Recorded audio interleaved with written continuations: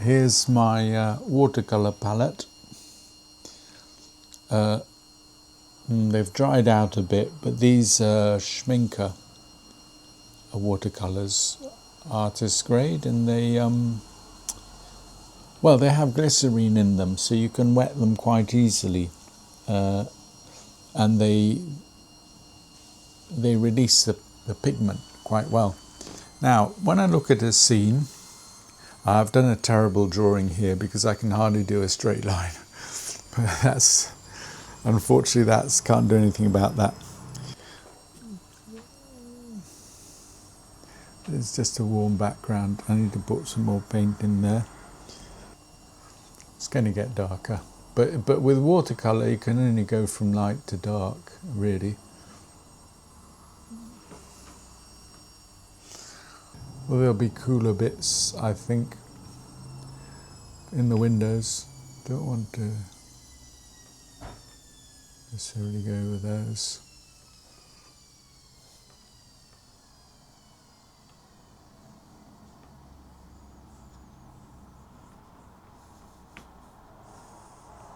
That's certainly darker. It goes into shade there.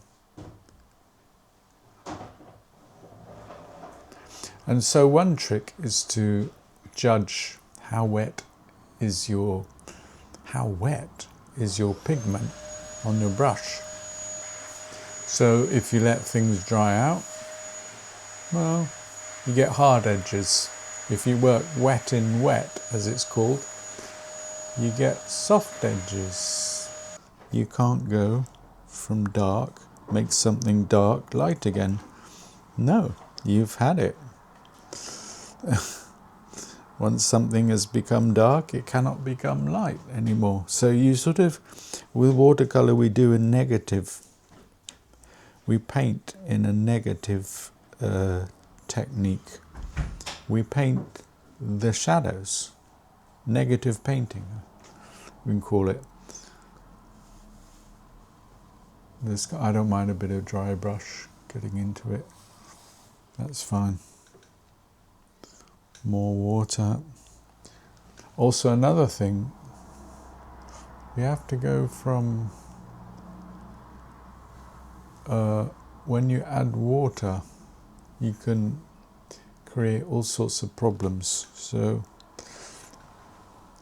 this wash, if I add more water, I run into trouble. So you can usually only make washes darker. This is a squirrel mop, I think, but actually it's a synthetic paintbrush. Not really anything to do with squirrel. That's just the name. So, big mess. Remember, if this dries, I've had it. So, can't get to. Get in there, in that corner, please. The value, meaning how dark or how light something is. Ansel Adams had a thing called the zone system. He would a 10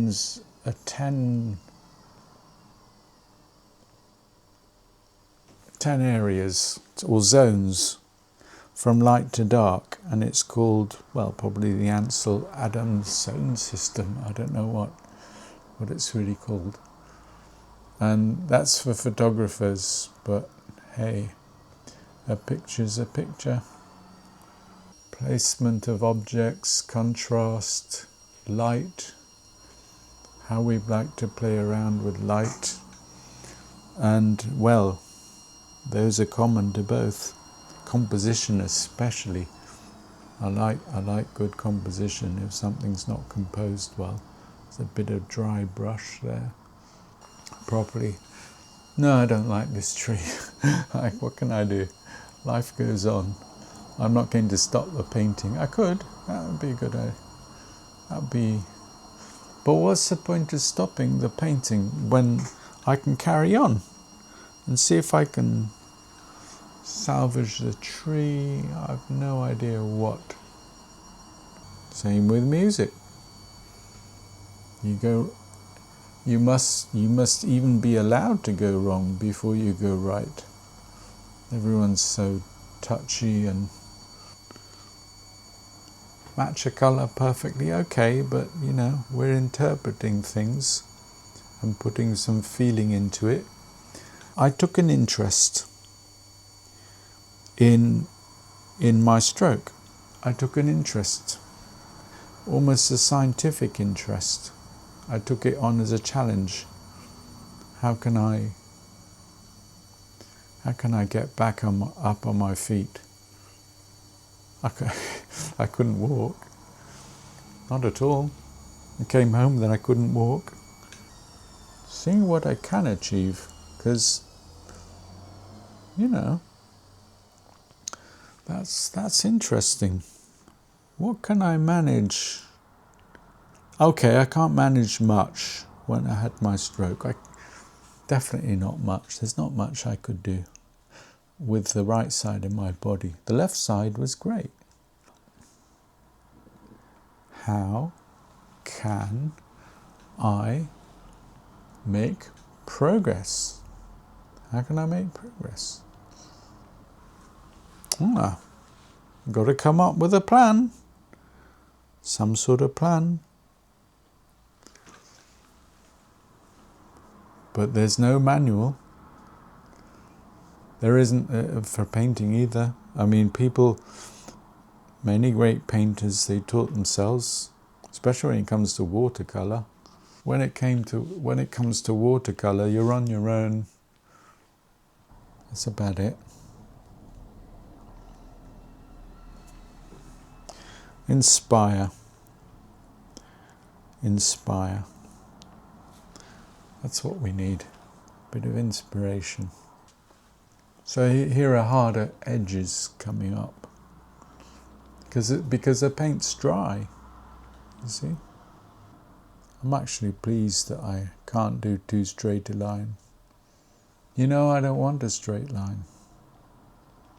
If you paint it too accurately, well, the imagination has been played out. That's no good. You know, there's nothing left of the imagination because you've put it in so accurately. So what do? I don't define things exactly. It's a sort of impressionist view. Now I will put some more darks in there because watercolor always dries a lot lighter than you think it's going to.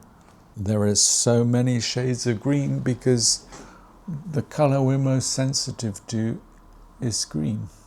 It's right in the middle of the spectrum. That's why nature is green. We're tuned into it, you could say. It's in the middle of our range. What else have I got? Maybe a bit of wool coming up out there.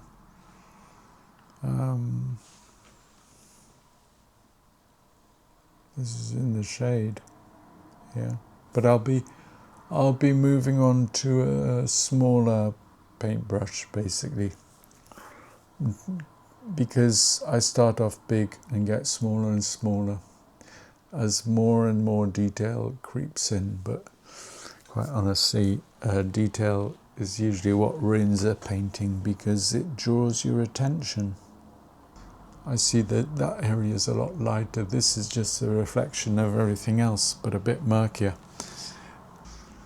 And the details in the shadows, definitely. That side is kissed by the sun a bit. So anyway, that's stage 1 of, I don't know, stage 3 or 4, I'm guessing. So, I mean, there is a strip of blue.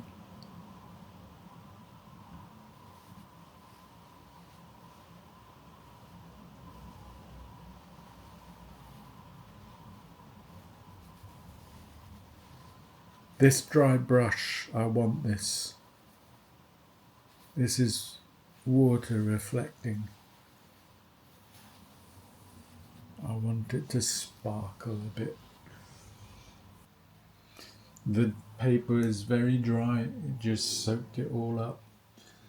So while it's still a little wet, it will start drying out. You've always got to be aware of how wet your paper is. I've quickly got to mix in something a bit green to the reflections from the vegetation. Where are they coming? They're here where the vegetation is. I want it to mix in with the background. Now, yeah, it does run. I'm not used to this angle, but in other words, I paint with less of a tilt. Damn, I've gone over I hate detail. It distracts the viewer.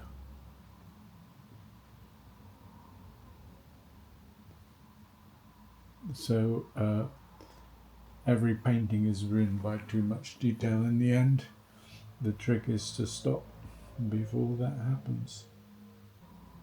Everything depends on how much water is in the paintbrush. That's why I can't paint with my right. I can't feel, it has no sensitivity. I can't feel how much water's in the brush. I'm now going to use a round, it's called a round number 10, Reserva Escoda Barcelona, John Yardy. I need to be sure that's wet and that's dry, and it's not, it's wet. So do not fiddle when it's not. I just see how warm or cool a colour is.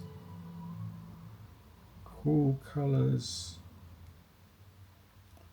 lead out, warm colours lead to the foreground or into the picture. Now I've also got some leaves, so I need a bit more green in that. Is it drying out too much? Je ne sais pas. I need some, I think this was some titanium lemon yellow, but very lemon, very, very lemon yellow. So we get a neutral colour, grey. I don't care what colour it is, it's just neutral. And I use my imagination. If my imagination can make something out of it, there is something there. If not, then there isn't. Let that dry. First of all, do no harm. First rule in everything. First, do no harm. If you're a teacher, don't make your student worse.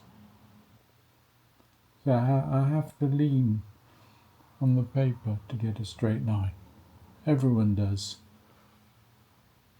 Now I want even more water because I want a lighter grey, but I want water in the mix, but I don't want that water on my brush. And take it out the brush.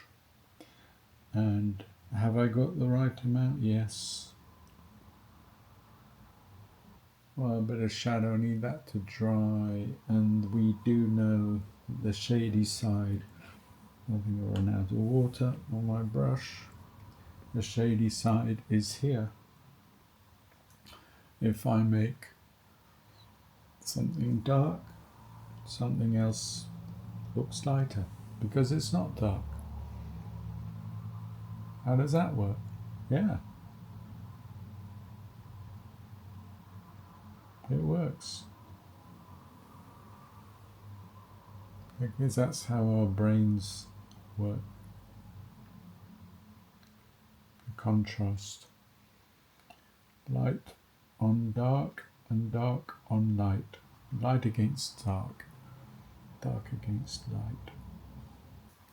Right, I've put a glaze on the left of the building there. Basically that improved it. There's starting to be some light there, but now the roof is too dark. But do I care?